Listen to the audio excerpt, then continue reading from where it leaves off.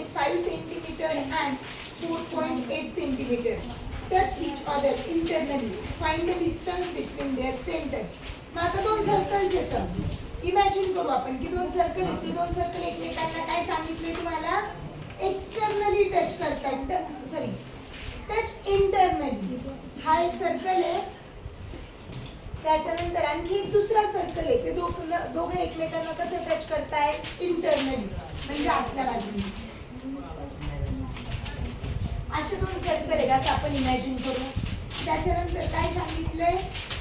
जो मोठा सर्कल आहे त्याचं सेंटर इथे घेतलेली. ह्या मोठ्या सर्कलची रेडियस दिलेली आपल्याला 4.8 आणि छोट्या सर्कलची रेडियस दिली आहे 3.5. अशा दोन सर्कल आहेत असं आपण कन्सिडर करू. त्याला नाव देऊ.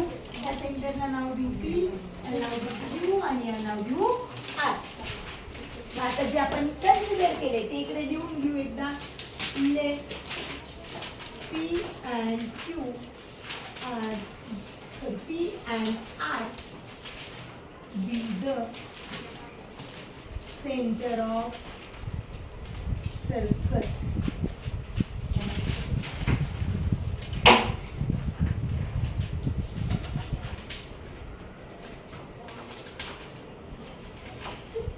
Center of circle whose radius is 4.8 and 3.5 respectively. मग आता P आणि R हे काय घेतले आपण? सेंटर ऑफ सर्कल घेतले. P ज्या सर्कलचा सेंटर आहे त्याची रेडियस किती घेतली? 4.5 आणि R च्या सर्कलचा सेंटर आहे त्याची रेडियस किती आहे? 3.5. मग therefore PQ is equal to 4.8 centimeter and RQ is equal to 3.5 centimeter. मग आता हे ते एकमेकांना कसे टच करतायत? इंटरनली टच करतायत. मग by theorem of touching circle. मग टचिंग सर्कल थेरम नुसार जर सर्कल इंटरनली टच करत असतील तर दोघांची रेडियस ही म्हणजे त्या दोघांच्या सेंटर मधलं डिस्टन्स, आपल्याला दोघांच्या सेंटर मधलं डिस्टन्स काढायचे. मग दोघांच्या सेंटर मधलं डिस्टन्स असतं radius of large circle minus radius of small circle. आणि जर एक्सटर्नली टच करत असतील एकमेकांना तर दोन रेडियसचं ॲडिशन करायचं असतं. मग इथं टच कसे करतायत? सर्कल एकमेकांना इंटरनली टच करतायत. Circle touch internally. Therefore, distance between center of circle P and R is equals to difference between radius of two circle. मग हे स्टेटमेंट मेन्शन करणं मस्त आहे आपल्याला. सर्कल टच हा जो आपला थेरम ऑफ टचिंग सर्कल आहे याच्यानुसार आपले सर्कल कसे टच करतायत? एकमेकांना इंटरनली टच करतायत. आणि सर्कल इंटरनली जर टच करत असतील तर distance between center of circle P आणि R च्या मधलं डिस्टन्स हे किती असतं? Is equal to difference between the radius of circle. Between center of circle P R is equal to मोठ्या सर्कलची रेडियस किती आहे? कोणता आहे त्याची radius? PQ minus RQ. PQ किती आहे? 4.8 मायनस 3.5. मग किती आहे डिस्टन्स? किती? 1.3 सेंटीमीटर.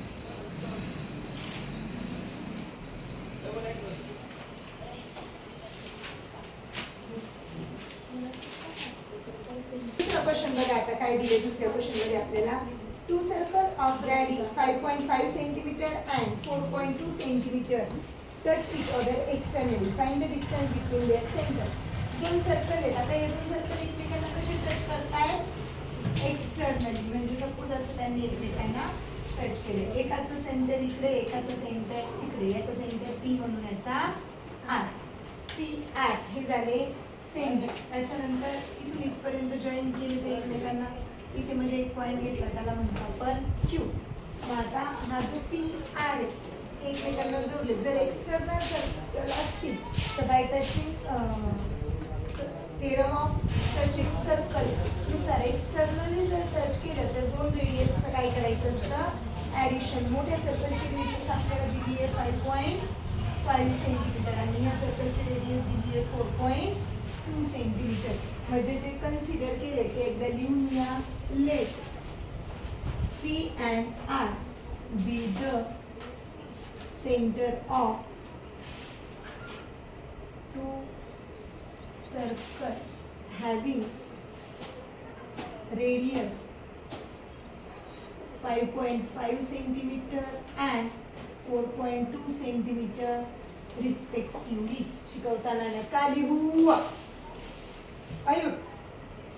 त्याच्यानंतर आपण पुढे काय घेतलं होतं पी देअरफोर पी क्यू किती आहे. मग आपल्याला पी क्यू किती दिलेली आहे 5.5 आणि and Q is the point at which circles touches. एकमेकांना टच करतायत की त्या पॉइंट मध्ये. देअरफोर पी क्यू आर ही कंडिशन आहे ना. पी आणि आरच्या मध्ये क्यू आहे. P Q is equal to 5.5 centimetre and Q R is equal to 4.2 centimetre. मग by theorem of touching circle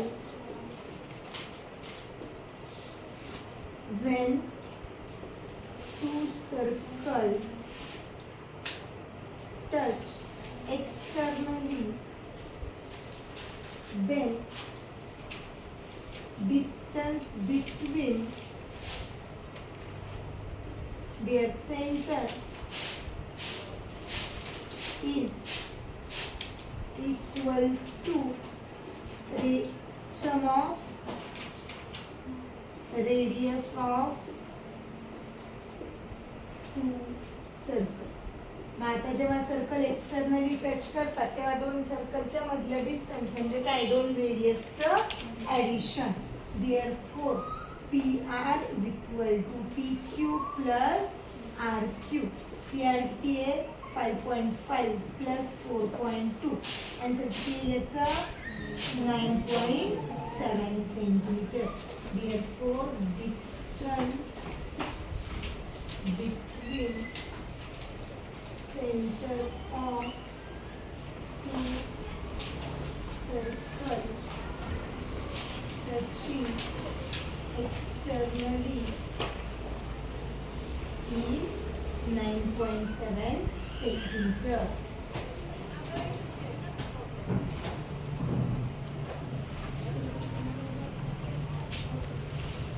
question काय दिलाय इन फिगर. ही आपल्याला डायग्राम दिलेली आहे क्वेश्चन मध्ये बरोबर. आणि आपल्याला काय सांगितलं इथे circle with centre P and Q touch each other at a point R. Line passing through R meet the circle at A and B respectively. Prove that. मग आता फर्स्ट आपल्याला काय प्रूव्ह करायचे बघा याच्यामध्ये. Segment AP is parallel to segment BQ. हा segment AP आणि हा सेगमेंट BQ हे दोन एकमेकांना पॅरलल आहेत हे आपल्याला प्रूव्ह करायचे. मग इथे आपण डायरेक्टली म्हणू शकतो का त्यांना पॅरलल आहे नाही म्हणता येणार आहे. आपल्याला इथे गिवन काय काय ते आपण आधी लिहून घेऊ. गिवन काय काय आपल्याला इथे P and Q are center of circle.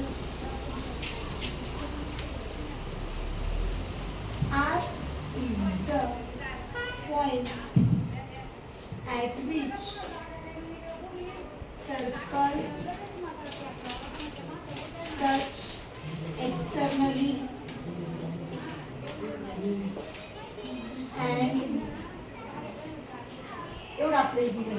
त्याच्यानंतर A and B हे दोन पॉइंट आपण जोडले लाईन AB ने. ठीक आहे एवढं आपल्याला इथे गिवन आहे. मग आता आपण आपल्याला प्रूव्ह करायचं ह्या दोन आपल्याला टू प्रूव्ह काय प्रूव्ह करायचे आपल्याला इथे AP is parallel to BQ. He AP आणि BQ एकमेकांना पॅरलल आहे, आपल्याला प्रूफ करायचे. मग आपला प्रूफ.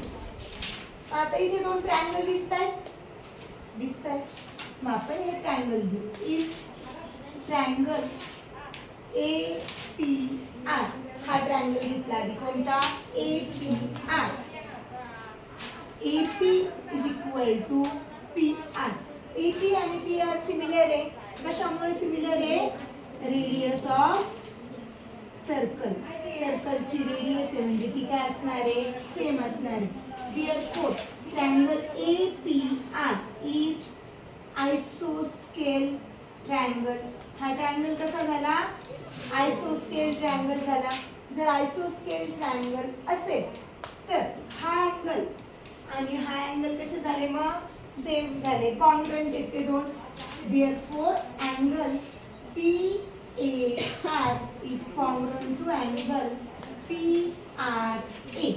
हे दोन अँगल कॉन्ग्रुएंट झाले, याला आपण 1 म्हणतो. त्याच्यानंतर हे कशामुळे कॉन्ग्रुएंट आहे? बिकॉज हा ट्रायंगल कसा आहे? आयसोस्केल ट्रायंगल आहे. आयसोस्केल ट्रायंगल मध्ये दोन अँगल कसे असतात? सिमिलर असतात. त्याच्यानंतर पलीकडचा हा वाला ट्रायंगल घेऊ. In triangle RQB, RQ is equal to QB. RQ आणि QB सिमिलर येतील बिकॉज त्या काय येतं? Radius of circle. Radius of circle. मग आता ह्याचा रेडियस ऑफ सर्कल आहे तर हा पण ट्रायंगल कसा झाला? ट्रायंगल RQB इज आयसोस्केल ट्रायंगल. हा पण काय झाला? आयसोस्केल ट्रायंगल झाला. मग आयसोस्केल ट्रायंगल आहे म्हणजे हा अँगल आणि हा अँगल पण कसे येतील? आता सिमिलर येतील. Angle QRB is congruent to angle QBR. याला आपण 2 म्हणतो. त्याच्यानंतर हा अँगल ARP आणि हा अँगल QRP, हे दोन अँगल पण कॉन्ग्रुएंट येतात. कसे कॉन्ग्रुएंट येतात बरं? ते कोणत्या रूलनुसार? हा अँगल हे बघा, हा आणि हा, हे दोघं एकमेकांना कॉन्ग्रुएंट आहेत. कशानुसार कॉन्ग्रुएंट येतील ते? Vertically opposite angles. Angle ARP is congruent to angle QRB. त्याला थर्ड म्हणून. हे दोन का कॉन्ग्रुएंट येतं? Vertically opposite angles. मग आता फ्रॉम 1, 2 and 3 कोणते दोन ट्रायंगल सिमिलर हे प्रूफ होते बघा. इथे काय दिले तुम्हाला? APR is equal to PRA. हे 1 मध्ये मेन्शन केलेले.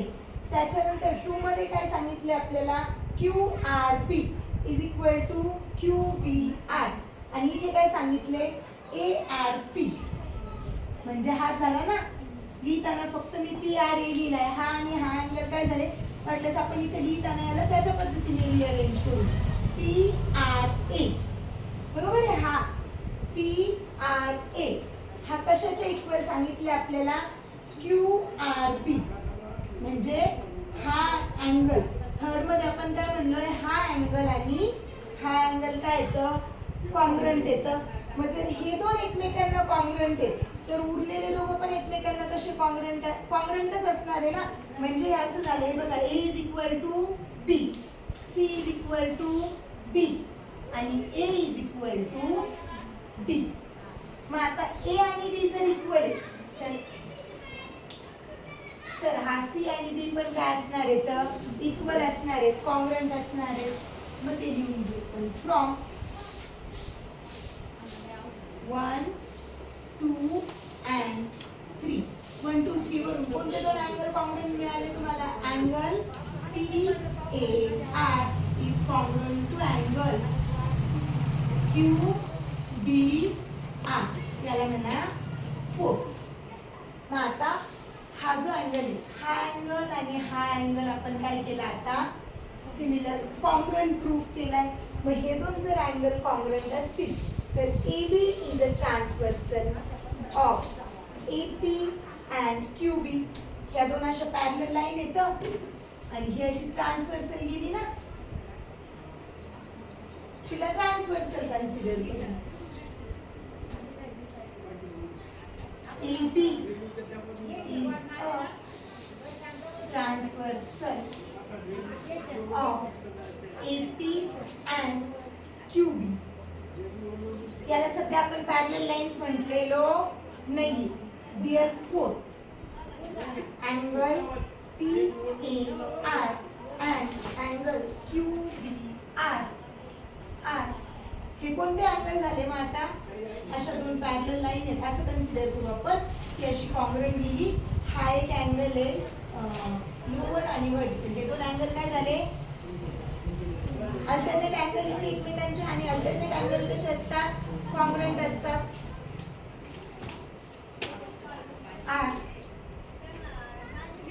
Alternate angle. हे दोन अल्टरनेट अँगल झाले.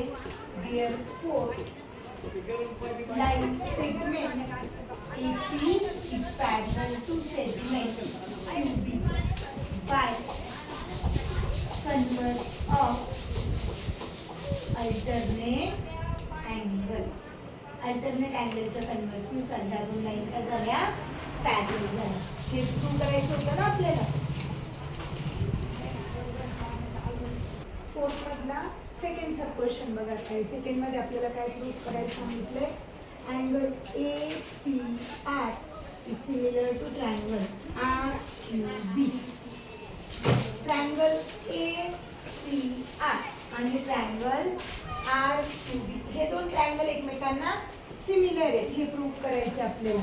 मग in triangle APR and triangle RQB, angle PAR is congruent to angle PAR. हा कशाला कॉंग्रुएंट आहे? QBR. आता आधीच्या क्वेश्चन मध्ये आपण प्रूव्ह केलं हा A आणि हा B हे एकमेकांचे कसे अँगल येतं? अल्टरनेट अँगल येतं. Alternate angle. त्याच्यानंतर angle ARP is congruent to angle BRQ. Vertically opposite angle. हे अल्टरनेट आहे vertically opposite.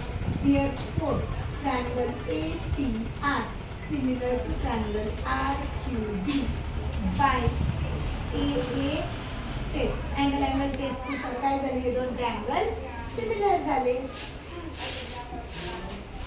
Angle test. Third बघा काय दिला त्यातला? Find angle RQB if angle PAR is equal to 35 degree. आपल्याला काय फाइंड आउट करायला सांगितले आता? RQB हा अँगल फाइंड आउट करायचा आहे आणि दिलाय काय? PAR हा दिलाय. हा किती दिलाय? 35 डिग्री हा दिलाय आणि हा फाइंड आउट करायचा आहे. मग आता angle PAR is congruent to angle QBR. हा अँगल आणि हा अँगल एकमेकांचे कॉंग्रुएंट अँगल आहेत ना, त्याच्यामुळे कॉंग्रुएंट होते ते अल्टरनेट अँगल. Therefore, आणि त्याच्यानंतर आपण हे पण प्रूव्ह केले की अँगल QBR is congruent याला ना आपण बनवूया congruent to angle. अँगलचा सम किती आहे? 180 डिग्री. कशामुळे? सम ऑफ अँगल्स ऑफ ट्रायंगल. मग आता अँगल R किती आहे? 35. अँगल B पण किती आहे? 35 प्लस अँगल त्याचं पूर्ण नाव लिहू आपण. Angle RQB is equal to 35 plus 35 70 degree plus angle RQB is equal to 180 degree. Angle RQB is equal to 180 degree minus 70 degree. Therefore, angle RQB is equal to 110.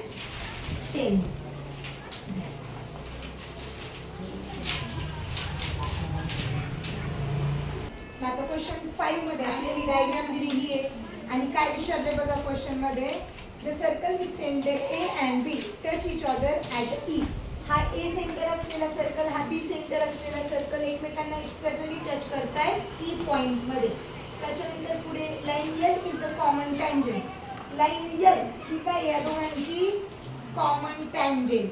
Tangent म्हणजे जी line सर्कलला एकाच point मध्ये intersect करते अशी line.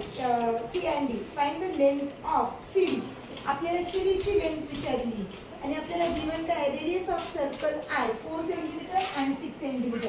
म्हणजे ह्या सर्कलची radius 4 centimetre आहे आणि याची रेडियस 6 सेंटीमीटर आहे. आपल्याला एवढं गिवन आहे आपल्याला काढायचंय या सी डीचं डिस्टन्स. मग आता आपल्याला गिवन काय काय आधी ते लिहून घेऊ आपण. Given A and B are the center of circle. हे काय आपल्या सर्कलचे सेंटर आहे. Center of circle. This circle touch at point E. हे दोन सर्कल एकमेकांना कोणत्या पॉइंट मध्ये टच करतायत पॉइंट ई मध्ये. ए ई बी म्हणजे काय झालं असं हा ई यांच्या सेंट मध्ये झाला ना ए ई बी. ही जर आपण अशी लाईन ड्रॉ करून घेतली तर ही अशी लाईन जुळेल एकमेकांना. ॲडिशन ऑफ रेडियस असतं ना दोन्ही रेडियसचं. त्याच्यानंतर आणखी काय गिवन आहे आपल्याला see line L is the tangent of circle. touches circle at point C and D. C आणि D पॉइंट C आणि D मध्ये ही टँजंट काय करते टच करते. त्याच्यानंतर आपल्याला डिस्टन्स दिलेले आहे. कशाचं डिस्टन्स दिलेले आहे रेडियस ऑफ सर्कल दिलेली आहे आपल्याला.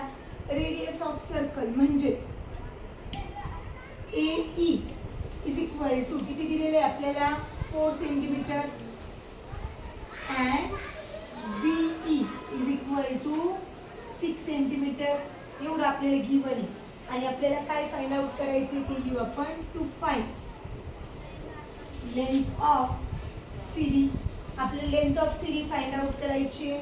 मग आता इथे आपल्याला कन्स्ट्रक्शन करावं लागेल. मग आता कन्स्ट्रक्शन काय काय करायचे ते आधी लिहून घेऊ आपण. Construction join is A and C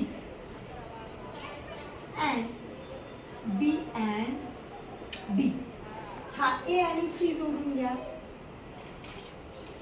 त्याच्यानंतर आता हा B आणि D पण जोडून घेतला. जरी इथे दिसताना तो म्हणजे वाटत नसेल बट हा कितीचा अँगल असतो 90 डिग्रीचा. कशामुळे 90 डिग्रीचा अँगल येतो tangent radius theorem. According to tangent radius theorem, radius is perpendicular to tangent. Tangent ला radius कशी असते perpendicular. radius आणि tangent मधला अँगल हा always कितीचा असतो 90 डिग्रीचाच असतो. त्याच्यानंतर draw AF perpendicular to BD. BD वर ए मधून ना एक लाईन काढायची परपेंडिक्युलर टू. सपोज हे पण आपलं कन्स्ट्रक्शन आहे. आपण कन्स्ट्रक्शन असं डॉटेड लाईन शो करू. ठीक आहे. हे झालं आपलं कन्स्ट्रक्शन. इथे आपण नाव काय दिलं F. इथे परपेंडिक्युलर लाईन काढली आपण तिला F नाव दिलं. मग आता आपल्याला सोल्युशन मध्ये बघा काय काय मिळालं. Angle ACD is equal to angle CDF is equal to 90 degree. हा अँगल आणि हा अँगल 90 डिग्री मिळाला. कशानुसार 90 डिग्री येतो? By tangent theorem. टँजंट थेरमनुसार तो कितीचा आहे? 90 डिग्रीचा. त्याच्यानंतर angle DFA is equal to 90. हा आपण स्वतःच कन्स्ट्रक्शन केलंय, परपेंडिक्युलर काढलाय म्हणजे तो 90 डिग्रीचा झाला. Therefore angle CAF is equal to 90 degree. हे बघा हे दोन 90चे येतं, हा पण 90चा आहे म्हणजे हा पण कितीचा असणार आहे? उरलेला शेवटी 90 डिग्रीचा. Remaining angle of quadrangle. चार अँगल आहे ना, किंवा क्वाड्रिलॅटरल म्हणजे आपण किंवा त्याला क्वाड्रँगल. क्वाड्रँगलचा remaining angle. Therefore ACDF is rectangle. आता मिळाला आपल्याला रेक्टँगल. चारही अँगल 90 डिग्रीचे म्हणजे तो काय झाला? रेक्टँगल झाला. मग आता तुम्हाला हे डिस्टन्स माहिती आहे. AC किती आपला? रेडियस आहे ना AC. AC किती आहे ही? 4. AC is equal to 4 centimetre. Therefore जर AC 4 सेंटीमीटर आहे तर DF पण किती असणार आहे? 4 सेंटीमीटर असणार आहे. AC is equal to DF is equal to 4 centimetre. Opposite sides of rectangle. रेक्टँगलच्या ऑपोजिट साइड्स येतं. ही साइड कितीची आहे? 4 ची. आपल्याला दिले ना रेडियस ऑफ सर्कल किती आपली? जर AE 4 आहे तर AC पण 4च असणार आहे. रेडियस सगळी 4च येणार आहे. ही जर 4 आहे तर ही DF पण किती असणार आहे? 4. Opposite sides of rectangle. मग आता तुम्हाला त्याच्यानंतर ही पण माहिती आहे आपल्याला, BD माहिती आहे. आपल्याला ही BF काढायची. मग BF is equal to BD minus DF. त्याचं रिझल्ट काय येईल? DFB. मग आता BF is equal to BD किती दिलेली आपल्याला? 6. रेडियस ऑफ बिग सर्कल आहे ती, आणि ही किती आहे? 4. म्हणजे BF ची व्हॅल्यू किती मिळाली तुम्हाला? 2 सेंटीमीटर. आता बघा BF 2 सेंटीमीटर मिळाला. त्याच्यानंतर AB काढू आपण. AB किती आहे? AB is equal to AE plus EB. ह्या दोघांचं ऍडिशन येईल ना, AE प्लस EB. सर्कल एकमेकांना एक्सटर्नली टच करतायत म्हणजे याच्यानंतर इकडे AB is equal to 6 plus 4 is equal to 10. Therefore AB is equal to 10 centimetre. आता तुम्हाला काय काय माहिती आहे बघा. ही BF माहिती झाली. BF किती मिळाली? 2 सेंटीमीटर. ही पूर्ण AB माहिती झाली. ही किती मिळाली? 10 सेंटीमीटर. त्याच्यानंतर हा अँगल F माहिती आहे आपल्याला. अँगल F कितीचा आहे? 90चा. म्हणजे हा राईट अँगल ट्रायंगल झाला ना, हा खालचा इकडचा हा वाला. हा काय मिळाला आपल्याला? राईट अँगल ट्रायंगल मिळाला ना. मग in triangle AFB angle F is equal to 90 degree, BF is equal to 2 centimetre and AB is equal to 10 centimetre by Pythagoras theorem. Pythagoras theorem नुसार AB हा त्याचा हायपोटेनियस येणार आहे. AB इज इक्वल टू किती? AB is equal to AB square is equal to BF square plus AF square. हा एवढाच आहे 90 डिग्रीचा अँगल आहे आपला, एवढाच. हा एवढा. मग हा 90चा आहे म्हणजे हा हायपोटेनियस झाला, हा बेस आहे आणि ही हाईट आहे. मग AB ची व्हॅल्यू माहिती आहे 10 चा square is equal to BF किती आहे? 2 चा स्क्वेअर प्लस AF चा square. 100 is equal to 4 plus AF square. AF square is equal to 100 minus 4. AF is equal to AF square is equal to किती लिहिते? 96. 96 कशाचं स्क्वेअर रूट आहे का? नाहीये. मग आपल्याला 96चे फॅक्टर करावे लागतील. 96 असे फॅक्टर की ज्यातल्या एका नंबरचं स्क्वेअर रूट निघेल. मग कितीने डिवाइड होईल बरं? 96ला 4 ने 4 किती जा 16 फॅक्टर करून बघू. 96 2 4 जा 2 8 जा 2 2 जा 2 4 जा 2 1 जा 2 2 जा 2 6 जा 2 3 जा 2 च्या 4 पेअर आल्या म्हणजे किती झाले 2 2 जा 4 4 2 जा 8 8 2 जा 16 16 किती झाले 66 जा ना. मग 96 चे factor AF square is equal to 16 multiplies by 6 म्हणजेच AF is equal to 4 root 6 centimetre. Centimetre मध्ये ना व्हॅल्यू. आता तुम्हाला AF मिळाली बट आपल्याला AF नाही, आपल्याला काय विचारलेलं आहे CD विचारलेलं आहे. मग AF is equal to CD कशामुळे opposite sides of rectangle and therefore CD is equal to 4 root 6 centimeter. CD ची व्हॅल्यू पण किती आली 4 root 6.